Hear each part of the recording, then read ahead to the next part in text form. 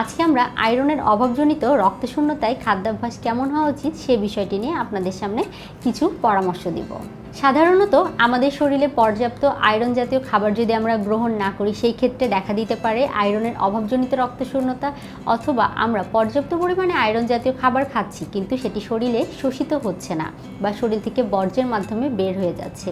এ সকল নানা অজানা কারণেও কিন্তু আয়রনজনিত রক্তশূন্যতা দেখা দিতে পারে।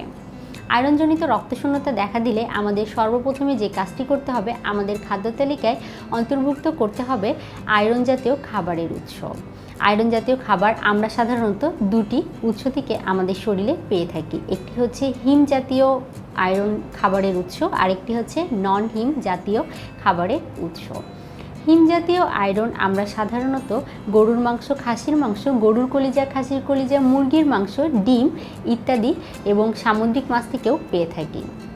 আর নন হিম আয়রন আমরা সাধারণত গাঢ় সবুজ শাকসবজি যেমন পালং শাক এই জাতীয় খাবার থেকে পেয়ে থাকি।